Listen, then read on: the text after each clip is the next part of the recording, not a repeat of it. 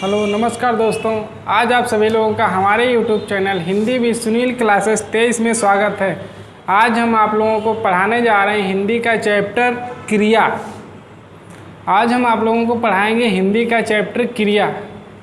ठीक है दोस्तों, इसके पहले मैंने आप लोगों को संधि, सर्वनाम, विशेषण, प्राविशेषण या विशेष जिसे कहते हैं, ठीक है, और समास,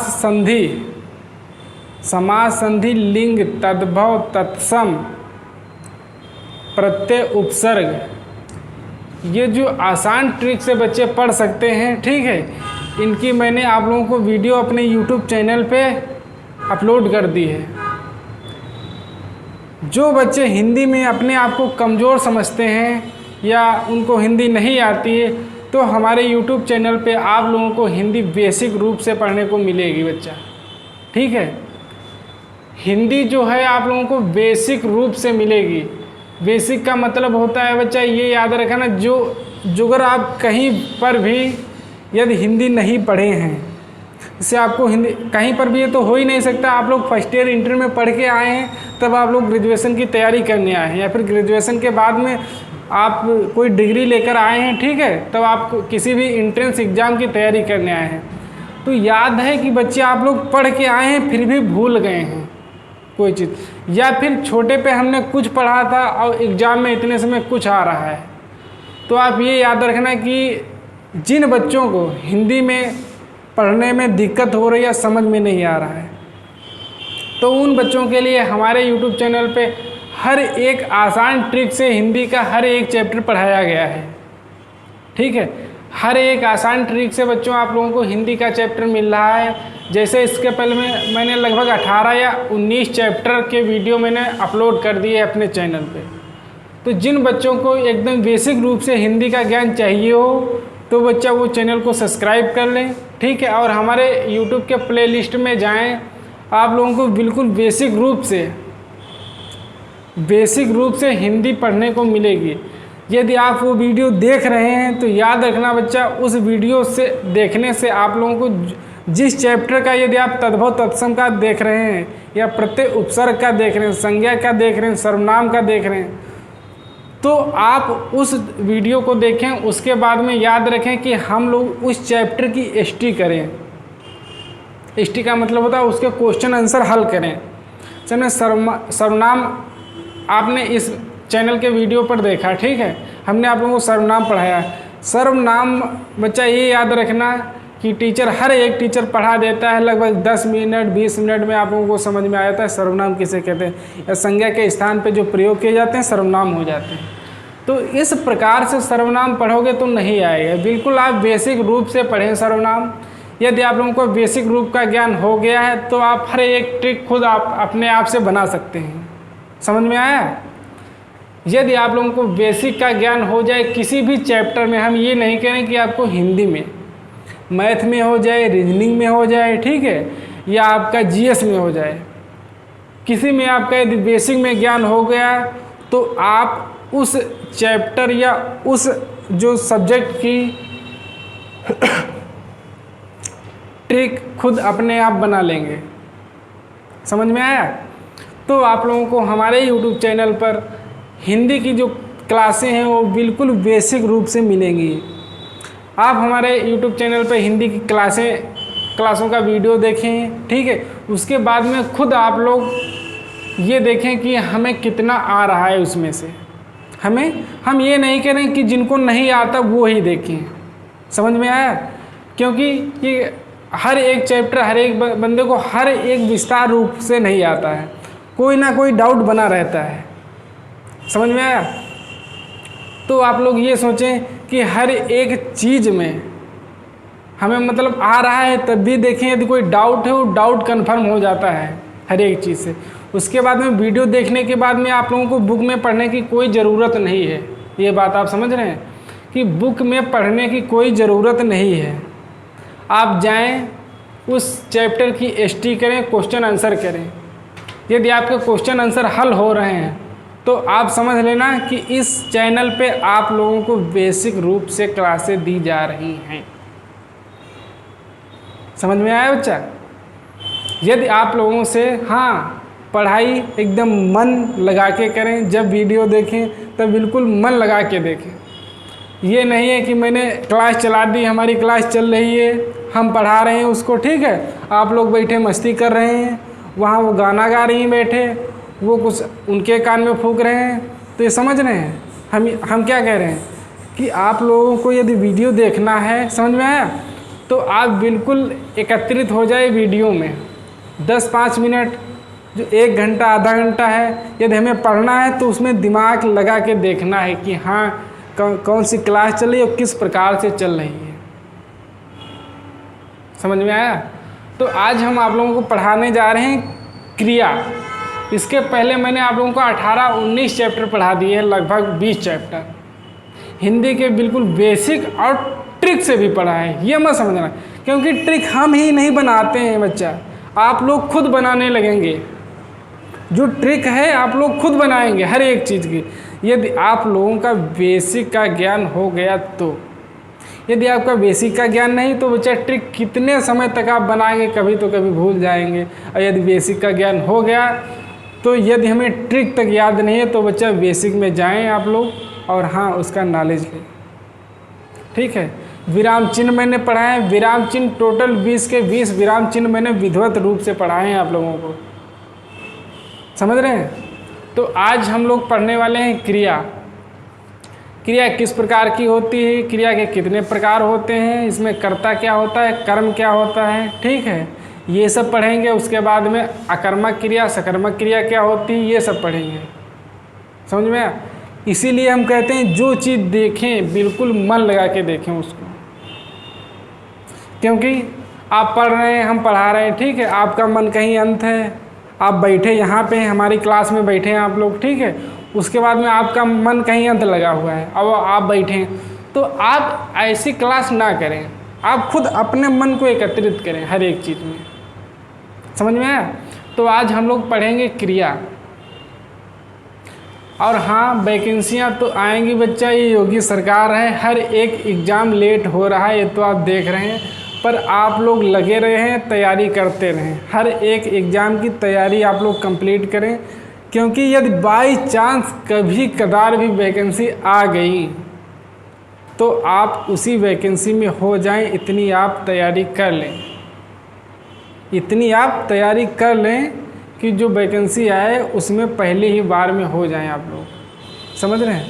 तो आज हम लोग पढ़ेंगे क्रिया। क्रिया का अर्थ क्या होता है, ठीक है। तो क्रिया किस प्रकार की होती है, तो देखते हैं क्रिया किस प्रकार की होती है। संसार में क्रिया, ठीक है, संसार में जड़ और चैतन्य पदार्थों, समझे, संसार में जड़ और चैतन्य पदार्थों या तत्व द्वारा जितनी भी चेष्टाएं या क्रियाएं, जितनी भी चेष्टाएं या मन में इच्छाएं की जाती हैं, समझ में आया, या गतिविधियां होती हैं, उन्हें व्याकरण की भाषा में, हमारे मन में कुछ आ रहा है, हम बोल नहीं पा रहे हैं, ठीक है, या फिर वो कोई जा रहा है तो हम कह नहीं पाए, गतिविधियाँ, कोई भी गतिविधियाँ जितनी संसार में, हम ये नहीं कह रहे खुद आपके पास में, जितनी भी संसार में होती हैं सारी की सारी व्याकरण भाषा में उसे क्रिया कहते हैं, व्याकरण की भाषा में उसे क्रिया कहते हैं, समझ में आया। तो क्रिया का उदाहरण किस प्रकार से होता है, इसका उदाहरण जैसे ले, तो आज हम लोग पढ़ेंगे बिल्कुल बेसिक रूप से क्रिया।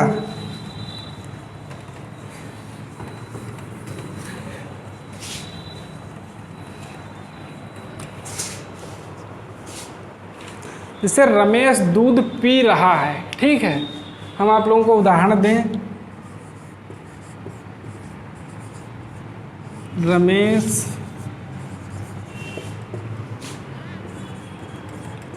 दूध पी रहा है। मैंने इसमें लिखा है बच्चा रमेश दूध पी रहा है, रमेश दूध पी रहा है, ठीक है। तो इसमें कौन सी क्रिया है, इस वाक्य में जो है जैसे रमेश पर हम अंडरलाइन कर दें तो रमेश इसमें कौन सी चीज़ है? संज्ञा है, सर्वनाम है, क्रिया है, विशेषण है, क्या है? ठीक है। तो इसी प्रकार से राधा नाच रही है,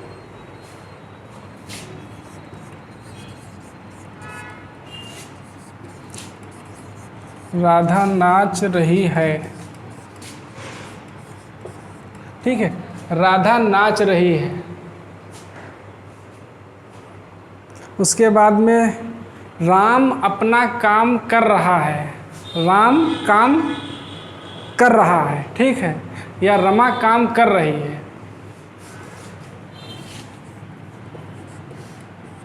राम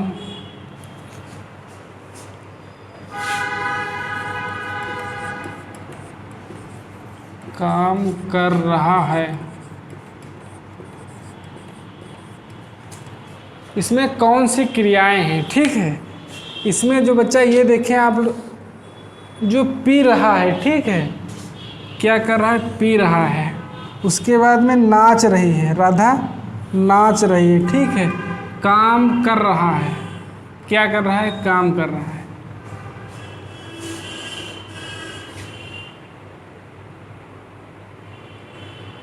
रमेश काम कर रहा है। ठीक है, उसके बाद में जो रमेश दूध पी रहा है। ठीक है, जो इसमें रहा है, दूध पी रहा है, क्या कर रहा है? कौन सी क्रिया कर रहा है? वो दूध पी रहा है। ठीक है, वो दूध पी रहा है। इस प्रकार से इसमें क्रियाएं छांटी जाती हैं। समझ में आया? इस प्रकार से इसमें क्रियाएं छांटी जाती हैं, जिसे हम लोग इंग्लिश में वर्ब कहते हैं। वर्ब, इंग्लिश में वर्ब कहते हैं। ठीक है, इसी प्रकार इसमें राधा नाच रही है, क्या कर रही है? नाच रही है राधा। हमें तो नहीं मालूम क्या कर रही है, इसमें वाक्य कह रहा है राधा नाच रही है। ठीक है, तो इस प्रकार से हम लोग क्रियाएं छांटेंगे। और क्रिया किस प्रकार से छांटी जाती है? ठीक है, इसका अर्थ क्या होता है? क्रिया जो है संस्कृत के क्रा धातु से मिलकर बनी है। क्वेश्चन आ जाए, क्रिया किस धातु से मिलकर बनी है?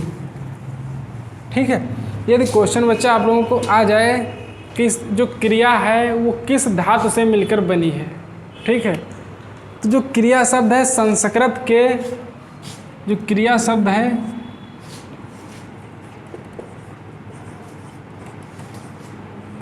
संस्कृत के क्रा,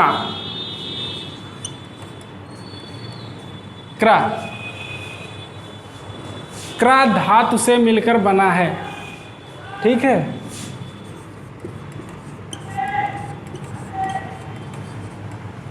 जो क्रिया है वो संस्कृत के क्रा धातु से मिलकर बनी है। क्वेश्चन आसान जो पूछ देगा तो यही पूछ देता है कि क्रिया किस धातु से मिलकर बनी है, या संस्कृत में क्रिया किस धातु से मिलकर बनी है। तो ये तो ऊपर का क्वेश्चन होता है, नॉर्मल क्वेश्चन होता है। ठीक है, तो बच्चा इस पर कोई भी ध्यान नहीं देता है। ठीक है, तो वो उसको याद भी नहीं कर पाता है कि क्रिया क्रा हो गया, क्री हो गया। ठीक है, इस प्रकार की किस धातु से मिलकर बनी हो जान नहीं पाता है। ठीक है, ना वो पढ़ता है। तो आप लोग ये ध्यान रखें कि जो क्रिया शब्द है वो आपके क्रा, क्रिया शब्द जो है वो आपका क्रा धातु से मिलकर बनी है। क्रा, क्रा धातु से मिलकर बनी है आपकी क्रिया। ठीक है, क्रिया जो है आपकी क्रा धातु से मिलकर बनी है। इसीलिए मैं कह रहा हूँ आप लोगों से, जो ये आप लोगों की क्लास होगी बिल्कुल बेसिक रूप से होगी और आसानी से पढ़ाई जाएगी। इसमें कोई जल्दबाजी की बात नहीं है। ठीक है, जल्दबाजी वाली कोई बात नहीं। बच्चा आराम आराम से पढ़ें, और हाँ, जितना पढ़ें उनका उतना दिमाग लगा के पढ़ें। आप लोग जितना पढ़ें उतना आपका मन एकत्रित होना चाहिए उसी जगह पे जो हम पढ़ रहे हैं। समझ में आया? ठीक है, तो जो क्रिया है वो संस्कृत के क्रा धातु से मिलकर बनी है। ठीक है, जो क्रिया है संस्कृत के क्रा धातु से मिलकर बनी है। क्रिया कार्य का होना या करना पाया जाता है। क्रिया में किसी भी धातु का होना या करना पाया जाता है। किसी भी वाक्य में जो क्रिया है वो किसी भी धातु में होना, किसी भी काम का होना या किसी भी काम को करना दर्शाती है, या क्रिया कि वो काम क्या हो रहा है। समझ में आया? इसी प्रकार एक क्रिया सजीव हो या निर्जीव किसी भी पदार्थ के साथ लग सकती है। क्रिया का मतलब ये नहीं होता है कि क्रिया सजीव ही होनी चाहिए या निर्जीव ही होनी चाहिए। क्रिया चाहे सजीव हो चाहे निर्जीव हो, दोनों क्रियाएं एक साथ लग सकती हैं कहीं पर भी। हम ये नहीं कह सकते हैं कि यहाँ पे सजीव क्रिया है तो सजीव ही लगेगी या निर्जीव क्रिया है तो निर्जीव ही लगेगी। तो आप लोगों को हम उदाहरण दें, ठीक है, तो आप लोगों को समझ में आ जाएगा कि सजीव क्रिया क्या होती है, निर्जीव क्रिया किस प्रकार से लग जाती हैं। तो जैसे पृथ्वी अपनी धुरी पर घूमती है,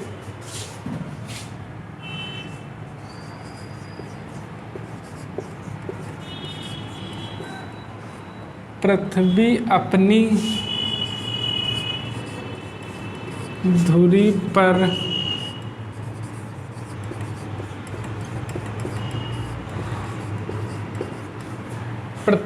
अपनी धुरी पर घूमती है। समझ में आया? उसके बाद में एक क्वेश्चन एक वो आ जाता है कि राधा अपने बाग में घूमती है।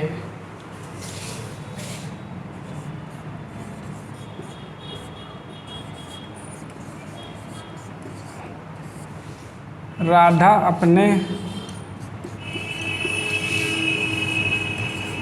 बाग में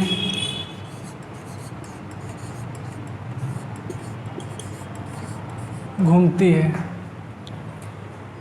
एक मैंने यहाँ पे वो लिखा है आपका सेंटेंस कि पृथ्वी अपनी धुरी पर घूमती है। जो पृथ्वी है सजीव है या निर्जीव, इसका हमें कोई मतलब नहीं है, ठीक है। उसके बाद राधा अपने बाग में घूमती है, तो इसमें जो घूमने का अर्थ है वो दोनों का बराबर है। पृथ्वी अपनी धुरी पर घूमती है, ठीक है, और राधा अपने बाग में घूमती है। समझ में? इसमें हमें सजीव और निर्जीव से कोई मतलब नहीं रहता है, ठीक है दोस्तों। उसके बाद में आप लोगों को जैसे किसी भी वाक्य में 3 प्रकार के तत्व पाए जाते हैं। जैसे मैंने वाक्य लिखा उसमें आप लोगों को 3 प्रकार के तत्व मिलेंगे। कौन कौन से तत्व का मतलब कौन कौन से मिलेंगे? जैसे आपका कर्ता मिलेगा, कर्म मिलेगा और क्रिया मिलेगी।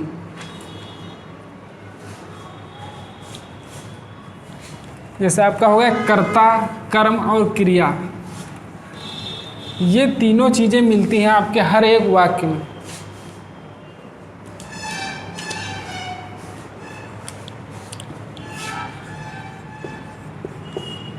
कर्ता, कर्म और क्रिया। हर एक सेंटेंस में कर्ता भी मिलेगा, कर्म भी मिलेगा और क्रिया भी मिलेगी। अब ये कर्ता और कर्म और क्रिया क्या होते हैं? तो मैंने जो क्रिया है वो मैं खुद पढ़ा रहा हूँ, तो क्रिया तो आप लोगों को समझ में आ गई होगी क्रिया किसे कहते हैं, ठीक है। तो आप लोग पढ़ेंगे कर्ता और कर्म। कर्म किस प्रकार काम करता है और कर्ता किस प्रकार काम करता है, ठीक है। तो नंबर 1 पे आप लोग पढ़ेंगे कर्ता। तो कर्म और क्रिया को हम लोग मिटा देते हैं, ठीक है, सिर्फ पढ़ते हैं पहले कर्ता। कर्ता, कर्ता का अर्थ क्या होता है? जो कर्ता होता है उसका अर्थ क्या होता है? कर्ता हमेशा एक जीवित प्राणी होता है। जो कर्ता होता है वो निर्जीव नहीं होता है, वो एक होता है पर जीवित प्राणी होता है। समझ में आया? कर्ता एक जीवित प्राणी होता है जिसमें मनुष्य, जीव जंतु, प्राणी, लेकिन व्याकरण में निर्जीव प्राणी के साथ साथ क्रिया लगाई जाती है, तब वो कर्ता नहीं होते हैं, तब वो कर्ता नहीं होते हैं। समझ में आया? जैसे आप लोगों से हम कह दें कि कर्ता क्या होता है, तो कर्ता कन्फर्म है कि एक सजीव प्राणी होता है। जैसे किस प्रकार हम लोग देखेंगे, किसी भी जीव के द्वारा जो भी चेष्टाएं की जाएं तो क्रिया कहलाती है। जो भी चेष्टाएं हैं वो एक्टिव होनी चाहिए, वो एक्टिव होनी चाहिए। किसी भी कर्ता के द्वारा जो भी क्रियाएं की जाएं, ठीक है, जो भी क्रियाएं की जाएं या चेष्टाएं की जाएं वो क्रियाएं कहलाती हैं। लेकिन का मतलब होता है जो की जाएं वो एक्टिव होनी चाहिए, वो चलती होनी चाहिए। किस प्रकार, जैसे आपका बच्चा दौड़ता है,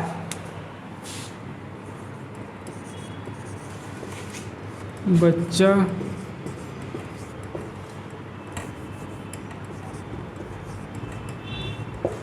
दौड़ता है, ठीक है, बच्चा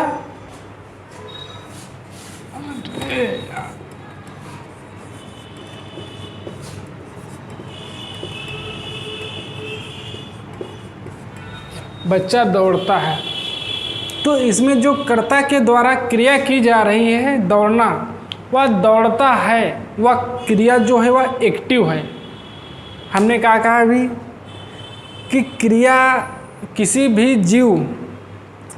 जीव के द्वारा जो भी चेष्टाएं की जाती हैं, जो भी क्रियाएं की जाती हैं, वो सारी की सारी क्रियाएं, चेष्टाएं क्रिया कहलाती हैं। लेकिन वो क्रियाएं एक्टिव होनी चाहिए। जैसे बच्चा दौड़ता है, जो मक्खी है वो उड़ती है। जैसे मक्खी है,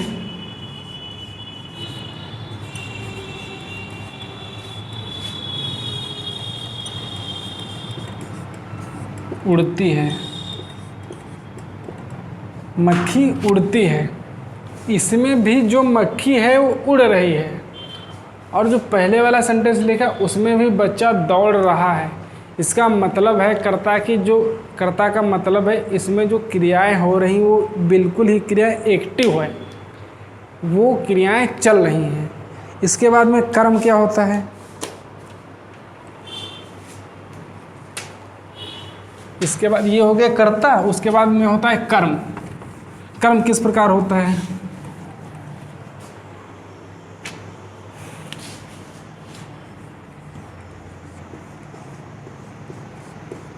कर्म किसे कहते हैं,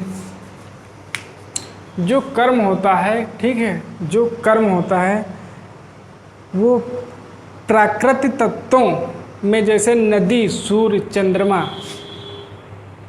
जैसे नदी, सूर्य, चंद्रमा, नदी, पृथ्वी, इन्हीं कर्ता, ये जो इन्हें कर्ता नहीं कहते हैं।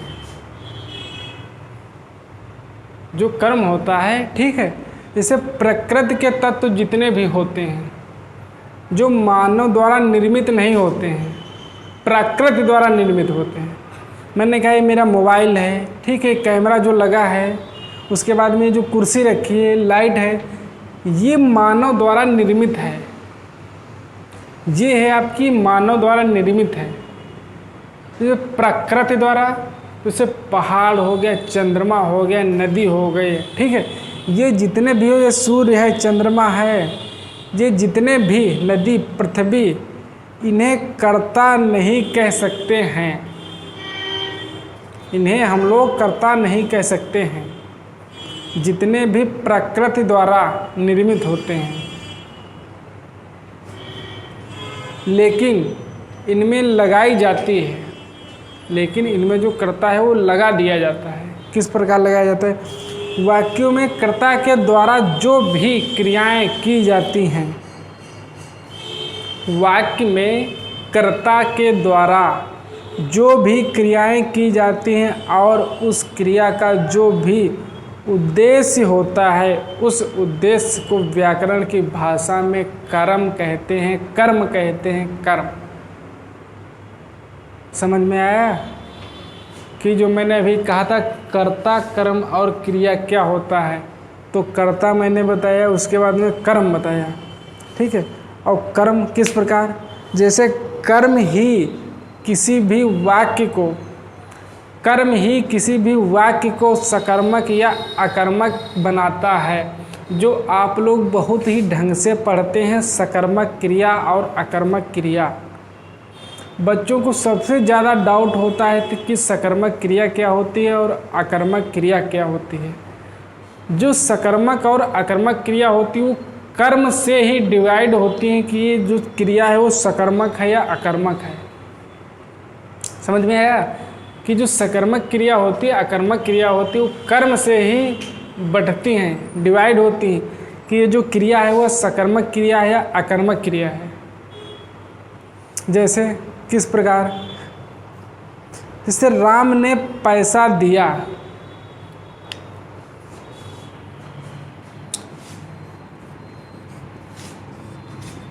राम ने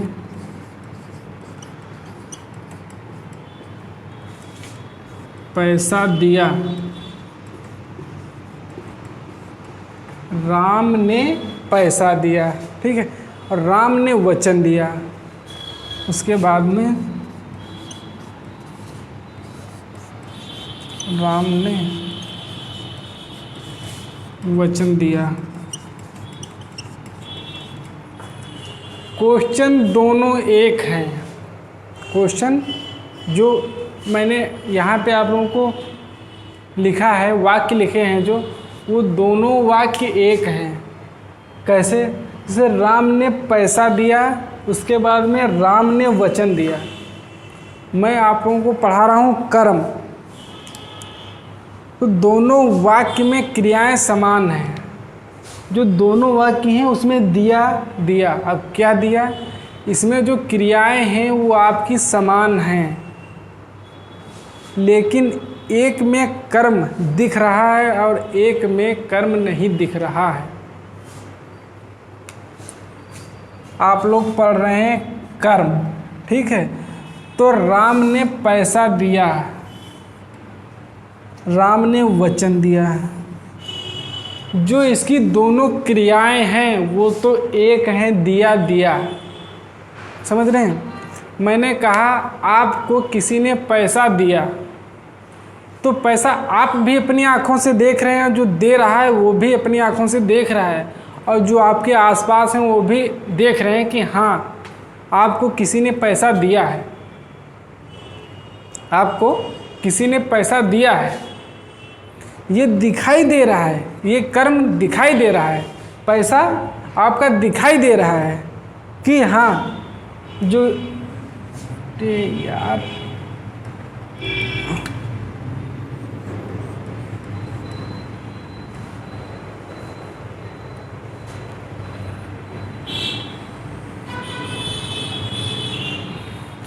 ये जो पैसा है वो आपका दिखाई दे रहा है, लोग देख रहे हैं, आप देख रहे हैं, जो दे रहा है वो देख रहा है। आपको किसी ने वचन दिया, किसी ने वचन दिया कि हाँ मैं हमेशा तुम्हारे साथ रहूँगी, या तुम्हारे साथ ये करूँगी, तुम्हारे साथ वो करूँगी, या आप हमारे साथ ये करें वो करें, ठीक है। मैं किसी से ये नहीं करूँगी, वो नहीं करूँगी, वो नहीं करूँगा। तो ये सब आपसे कह रहे हैं, वचन दे रहे हैं आपको, या आपसे वचन ले रहे हैं। तो आपके मुख से तो आवाज़ निकल रही, मैं वचन दे रहा हूँ, सिर्फ आपके मुख से दिखाई नहीं दे रहा है। ना आपको दिखाई दे रहा है, ना जिसको आप दे रहे हैं उसको दिखाई दे रहा है। इसी को कहते हैं बच्चा कर्म, इसी को कहते हैं कर्म। जो आँखों से दिखाई दे और जो आँखों से ना दिखाई दे। ऐसे राम ने पैसा दिया और राम ने वचन दिया। जो पैसा है वो आप भी देख रहे हैं, और जो दे रहा है आपको वो भी देख रहा है कि मैंने पैसे दिए आपको। उसके बाद में जिसे आप वचन दे रहे हैं वो ना वचन आप देख रहे हैं, ना मैं देख रहा हूँ वचन। समझ रहे हैं? तो आप ये समझना कि यही होता है कर्म। और कर्म का प्रयोग किस प्रकार से करें? जो कर्म होता है इसका प्रयोग हम लोग किस प्रकार से करें? तो वाक्य में क्रिया का उद्देश्य आँखों से दिखाई देता है, वाक्य में यदि क्रिया का उद्देश्य आँखों से दिखाई देगा और उसके साथ को चिन्ह लगा या छिपा हो। मैंने कहा ये जो पैसा है हमें दिखाई दे रहा है, आपको दिखाई दे रहा है, आपको किसी ने पैसे दिए तो आपको दिखाई दे रहा है, समझ रहे हैं। तो को चिन्ह लगा हो या छिपा हो। उसके बाद में वाक्य ने को क्या, किसको और कहाँ का उत्तर प्राप्त होगा। जो आपका कर्म का प्रयोग होगा उसमें को का, कहाँ का, क्यों का, ये सब उत्तर आपको प्राप्त होंगे। किस प्रकार प्राप्त होंगे? जैसे राम पत्र पढ़ता है, राम पत्र पढ़ता है।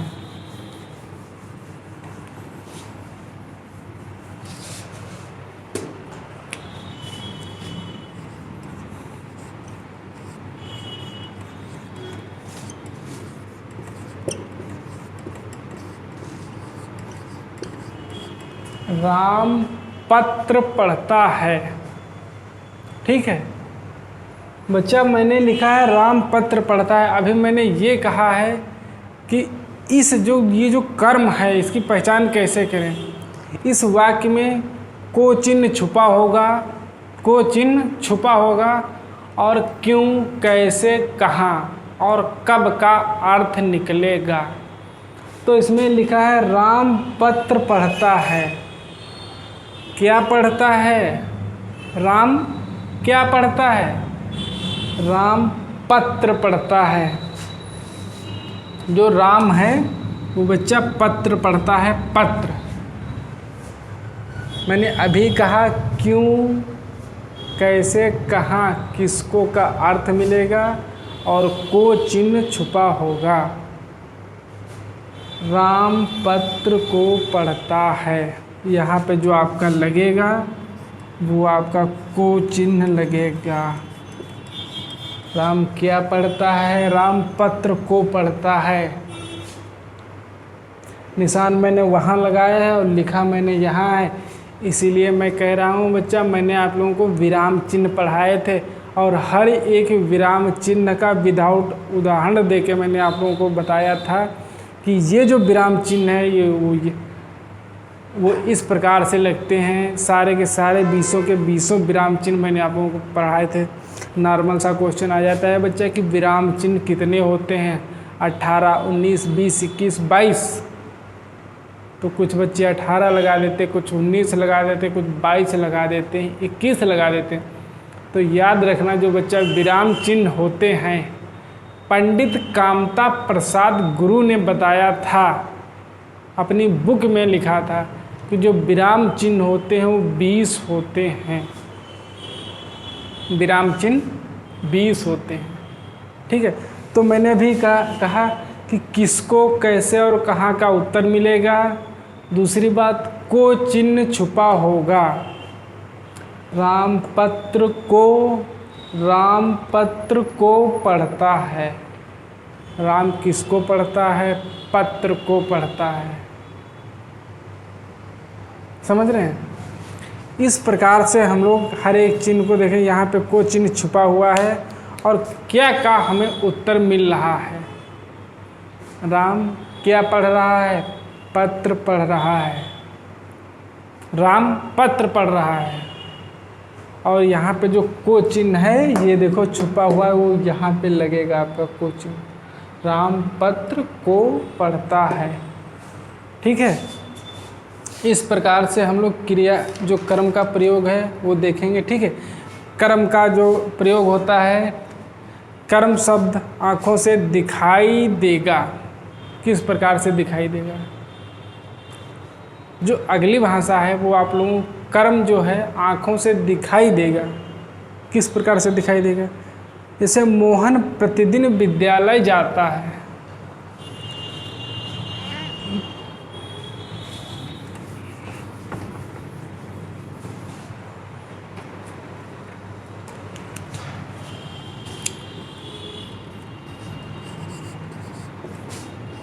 मोहन प्रतिदिन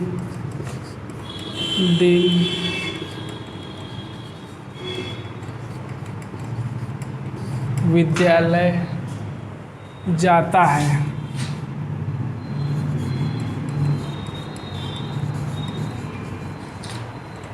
मोहन प्रतिदिन विद्यालय जाता है। इसमें जो है वो आपका कर्म दिखाई दे रहा है। मैंने कहा आप हमारी कोचिंग आ रहे हैं, आप हमारी कोचिंग आ रहे हैं, तो आपको भी पता है आ रहे हैं, और दूसरे बच्चे भी देख रहे हैं, दूसरे लोग भी देख रहे हैं, आपके घर वाले भी देख रहे हैं कि हमारा जो बच्चा है वो कोचिंग जा रहा है। ठीक है, तो इसमें जो है बच्चा वो आप लोगों को कर्म शब्द जो है, कर्म वाक्य जो है वो दिखाई दे रहा है। राम प्रतिदिन विद्यालय जाता है। राम प्रतिदिन विद्यालय जाता है। को चिन्ह छिपा है। इस वाक्य में जो है को चिन्ह छिपा है, कहाँ का उत्तर मिल रहा है। इस वाक्य में को चिन्ह छिपा है और कहाँ का उत्तर मिल रहा है। राम प्रतिदिन कहाँ जाता है, तो विद्यालय जाता है। राम प्रतिदिन विद्यालय को जाता है। राम प्रतिदिन विद्यालय को जाता है, तो जो को चिन्ह लगेगा वो बच्चा आपका यहाँ लगेगा, को। राम विद्यालय को जाता है। मैंने कहा यहाँ पे आपका को चिन्ह छिपा होगा और कहाँ का उत्तर मिलेगा। जो इस वाक्य में आपका कर्म दिखाई दे रहा है, यही होती है आप लोगों की बेसिक क्लास। समझ रहे हैं? हमने स्पीड में पढ़ा दिया कर्म, कर्ता, क्रिया, तो आप लोगों को समझ में नहीं आएगा इसमें क्रिया क्या होती, कर्म क्या होता है। आप लोगों को बिल्कुल आराम से और बेसिक रूप से पढ़ा रहा हूँ। कर्ता क्या होता है, कर्म क्या होता है, और कर्म किस प्रकार से लगता है, वाक्य में कहाँ पर कर्म दिखाई देता है, कहाँ पर को चिन्ह लगता है, कहाँ पर नहीं लगता है। समझ रहे हैं? इसी को कहते हैं बेसिक क्लास। बच्चा जब आप लोग पढ़ते हैं तो आप लोगों को टाइम लगता है पढ़ने में, पर याद रखें यदि एक बार आप लोगों को बेसिक किसी भी बेसिक चीज़ का ज्ञान हो गया तो आप उस चीज़ के बादशाह बन जाएंगे।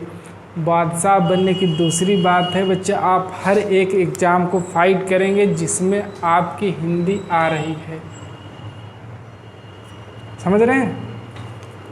चलो आ जाओ अपनी जगह पे। कर्म हम लोग पढ़ रहे थे, ठीक है। यहाँ पे आपका कर्म दिखाई दे रहा है। जिस प्रकार मोहन प्रतिदिन विद्यालय को जाता है, यहाँ पे को चिन्ह छुपा था, मैंने को चिन्ह लगा दिया है। इसको यदि मिटा देंगे तब भी ठीक है, पर कहाँ का उत्तर मिल रहा है, मोहन कहाँ जा रहा है, तो मोहन जो है विद्यालय जा रहा है।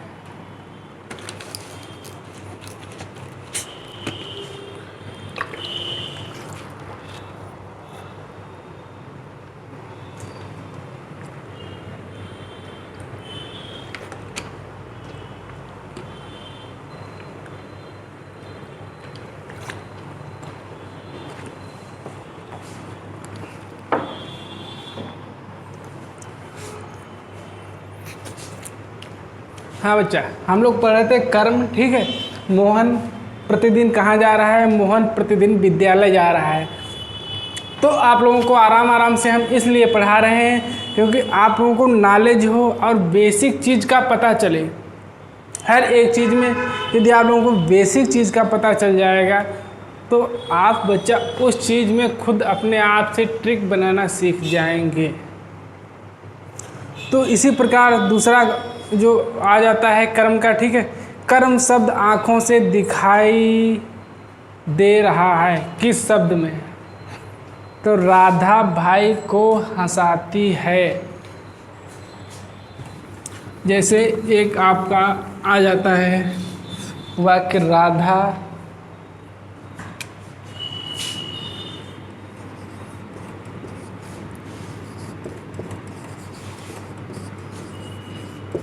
भाई को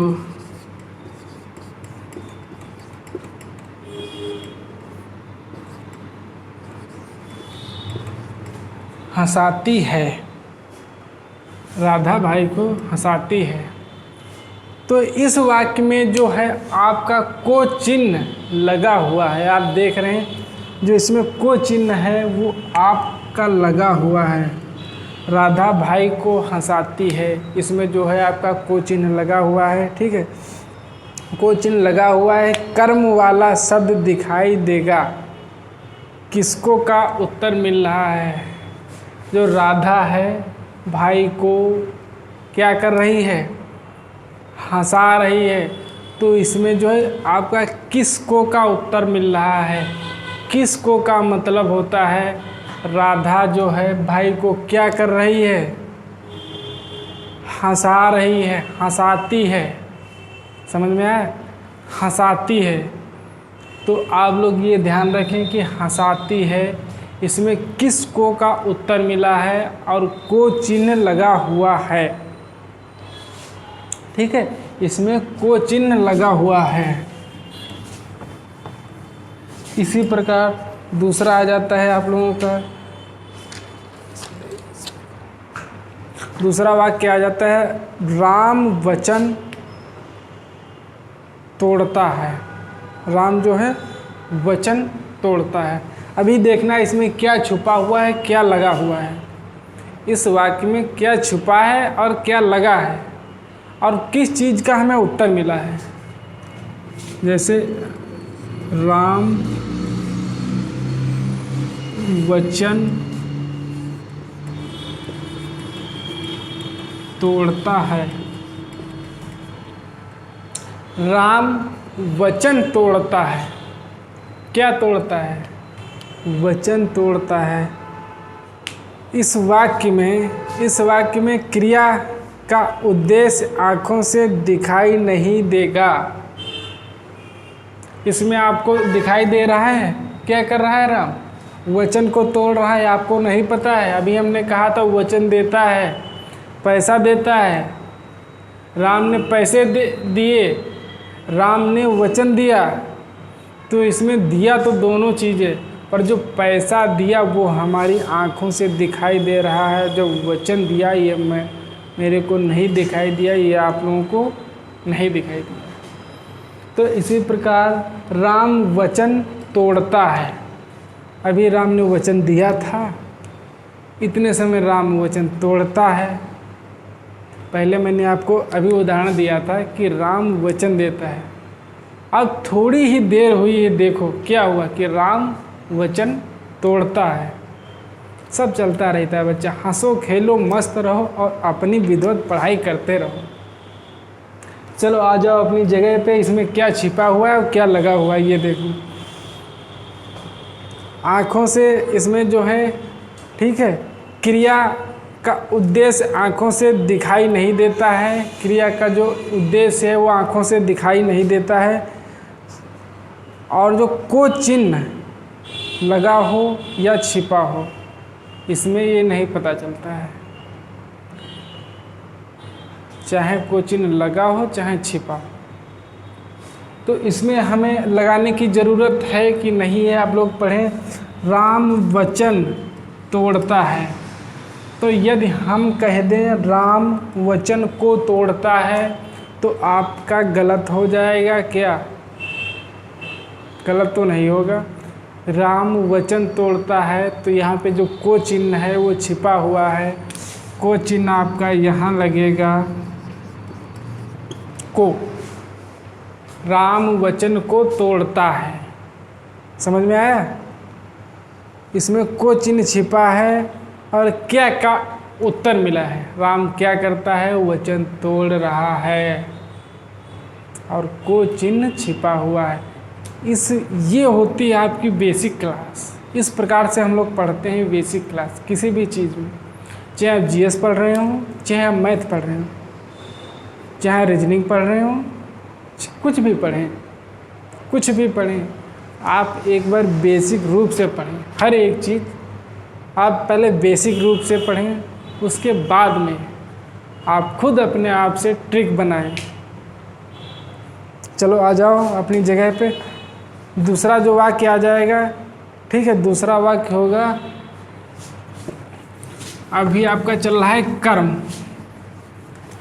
कर्ता तो मैंने आपको बता दिया कि कर्म किस प्रकार से लगता है, कोई चिन्ह लगा हो या छिपा हो, इसका हमें पता नहीं चलता है। ठीक है, कर्म वाला शब्द आंखों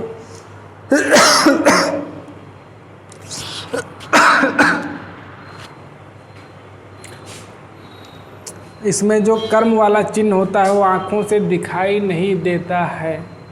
और कौन से वाक्य होते हैं जिसमें कर्म वाला चिन्ह आँखों से नहीं दिखाई देता है? से भक्त भगवान को पुकारता है।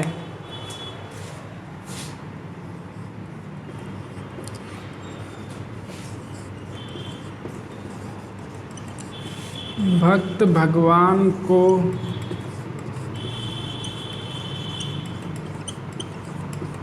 पुकारता है।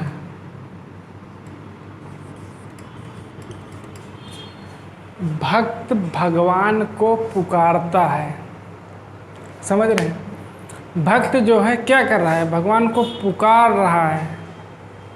भक्त भगवान को पुकार। दूसरा जो आ जाएगा, राम अपने मन को समझाता है। मैंने कहा आपसे कोई गलती हो गई है या आपको किसी ने डांट दिया है, आपको किसी की टेंशन हो गई है, तो आप ये समझें कि खुद अपने मन को समझाएं। इसमें तो कुछ दिखाई नहीं दे रहा है। जैसे राम है,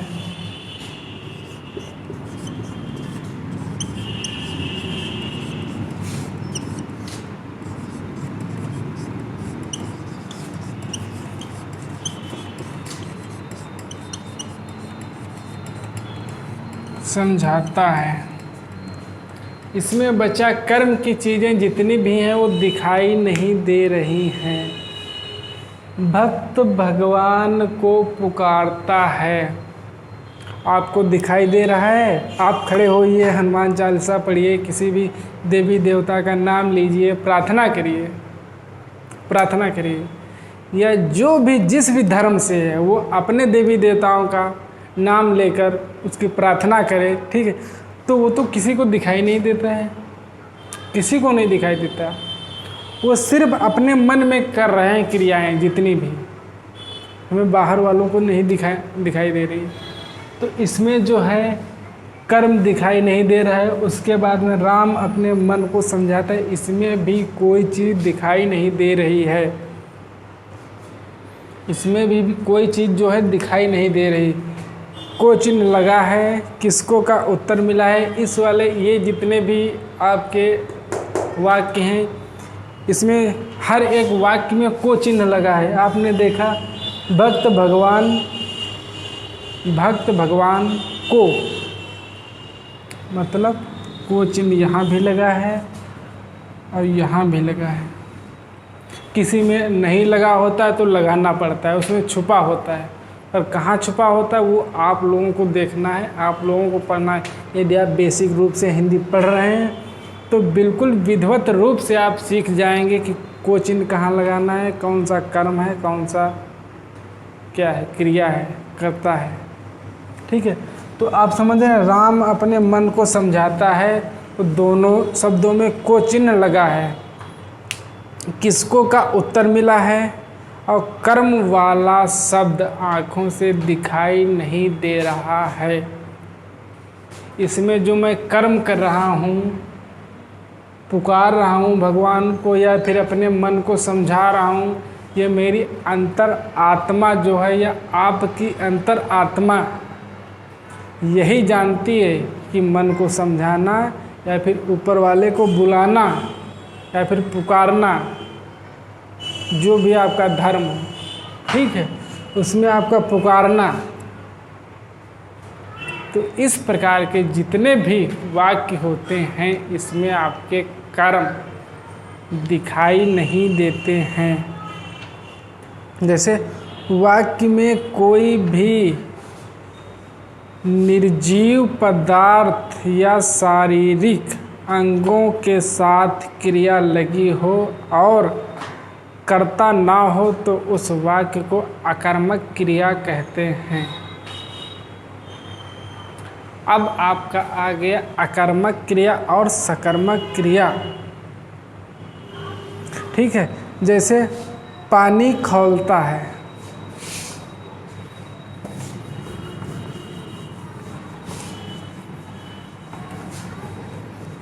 मैं आप लोगों को हर एक चीज़ बेसिक रूप से बता रहा हूँ, आप समझ रहे हैं? मैं आप लोगों को हर एक चीज़ बेसिक रूप से बता रहा हूँ। जितनी भी चीज़ें हैं, हमारे क्लास के जितने भी बच्चे हैं, ये हर एक क्लास बिल्कुल बेसिक रूप से पढ़ रहे हैं। ठीक है, तो मैं आप लोगों को हर एक चीज़ बेसिक रूप से बता रहा हूँ। जितनी भी चीज़ें हैं, चाहे क्रिया की हूँ, चाहे आपकी कर्ता की हूँ, चाहे आपकी कर्म की हूँ, या फिर हिंदी में किसी भी चैप्टर की हूँ। इसी प्रकार आप आ जाइए, जैसे पानी खौलता है, दूध गिर गया है। मैंने कहा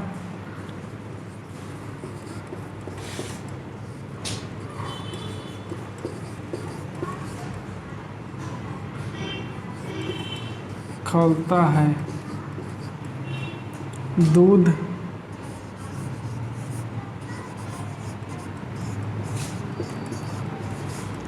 गिर गया है, दूध गिर गया है। ठीक है, गेहूँ पिसता है, बाज जैसे बाजा है। ठीक है,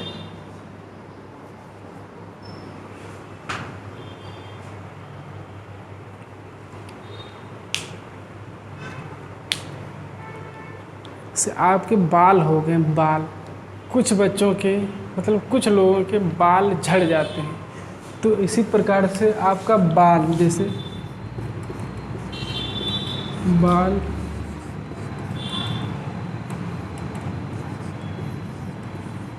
झड़ते हैं, बाल झड़ते हैं। ये जो आपके कर्म हुए हैं, ठीक है, इसमें कोई भी शारीरिक क्रियाकलाप नहीं है। दूध गिर गया है, पानी खौलता है, या फिर बाल झड़ते हैं, इसमें कोई भी शारीरिक क्रियाकलाप नहीं है। इसी प्रकार जैसे और वाक्य हैं, वाक्य में को चिन्ह को छोड़कर कोई भी वाक्य, कोई भी जो कारक है चिन्ह हो तो वाक्य अकर्मक चिन्ह हो जाता है। आप लोग समझ रहे हैं हम क्या कह रहे हैं? से कोई भी वाक्य है, वाक्य में को चिन्ह को छोड़ के, मैंने भी को चिन्ह लगाया, को चिन्ह को छोड़कर और कोई चिन्ह यदि आ जाए, को चिन्ह को छोड़कर कोई भी कारक चिन्ह, आपने कारक चिन्ह पढ़े होंगे, को, से, के लिए, उसके लिए, ठीक है, कर्ता, ये आपने कारक चिन्ह पढ़े होंगे। इसमें को चिन्ह को छोड़कर जितने भी कारक चिन्ह हो तो वाक्य अकर्मक चिन्ह होगा, अकर्मक चिन्ह हो जाएगा यदि को वाले चिन्ह नहीं लगे हैं। कैसे? जैसे पिताजी ने बुलाया है,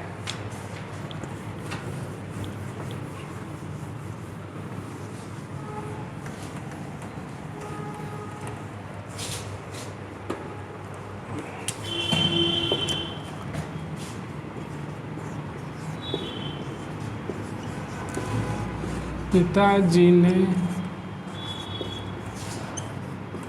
बुलाया है, पिताजी ने बुलाया है। इसमें कर्म और कारक जो होंगे, कर्म और कारक जो होंगे वो दोनों इसमें हैं। उसके बाद में मोहन चाकू से काटता है,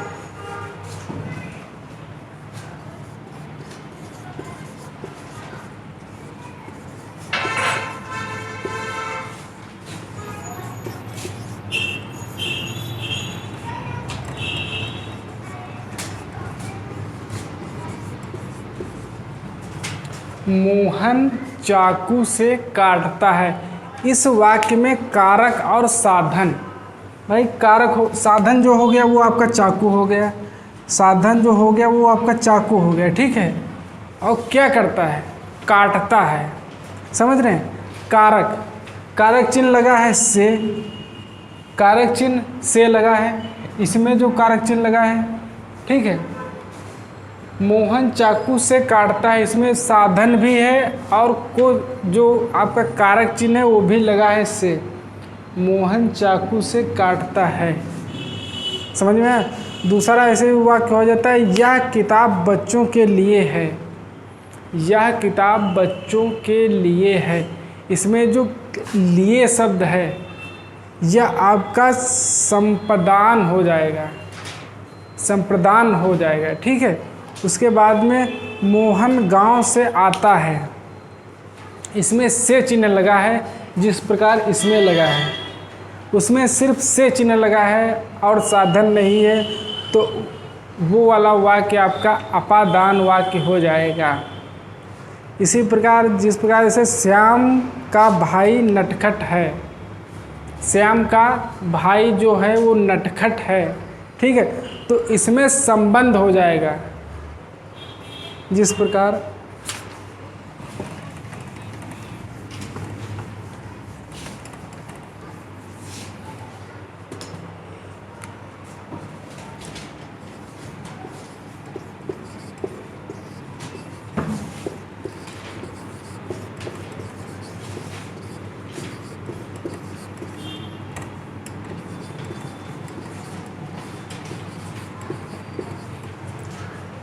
मैंने कहा आपका भाई नटखट है, तो आपका और आपके भाई से मतलब आपका है और जिससे कह रहे हैं उसे कोई तो संबंध होगा ना।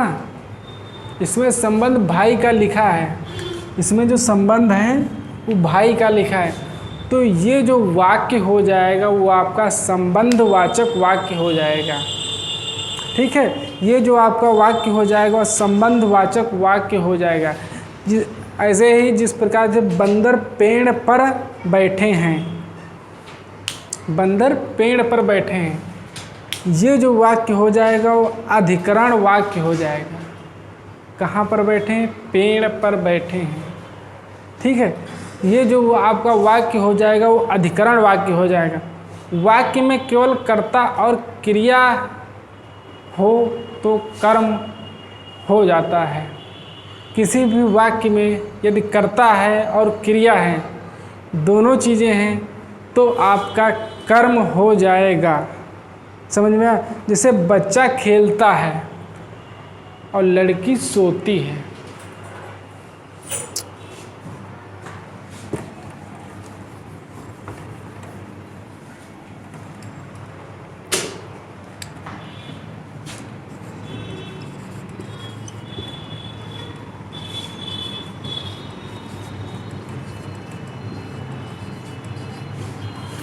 मैंने कहा बच्चा खेलता है, ठीक है, तो हमने ये भी कहा है कि क्रिया और कर्म दोनों होने चाहिए।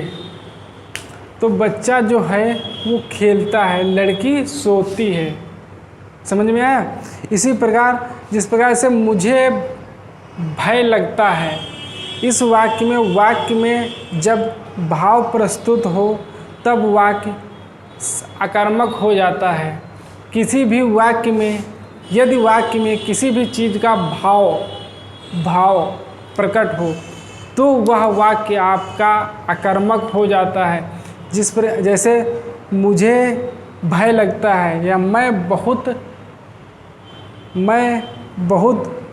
खुश हूँ, इसमें जो भाव प्रस्तुत हो रहा है वो आपका खुशी का हो रहा है, आपकी खुशी का भाव प्रस्तुत हो रहा है, समझ में आया।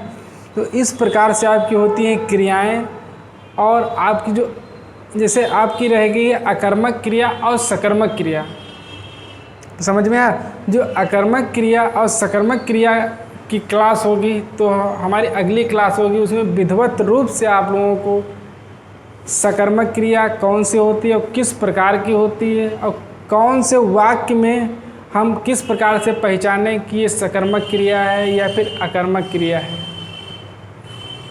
ये सारी जो क्लासें हैं आप लोगों को हमारे यूट्यूब चैनल पर मिलती रहेंगी। उसके बाद में जैसे जो क्रिया की मैंने आज टोटल ये क्लास कर दी है, सिर्फ आपको सकर्मक और अकर्मक का ज्ञान रह गया है। वो मैं अगली क्लास में आप लोगों को बताऊंगा कि सकर्मक क्रिया और अकर्मक क्रिया क्या होती है। तो आप लोग हंसते रहिए, मुस्कुराते रहिए और हमेशा पढ़ाई करते रहिए। समझ में आया? क्योंकि वैकेंसियाँ आएंगी, फिर आप लोगों को टाइम नहीं मिलेगा किसी भी वैकेंसी में तैयारी करने का। तो आप लोग हंसते रहिए, मुस्कुराते रहिए और पढ़ाई लिखाई करते रहिए अपनी। ठीक है।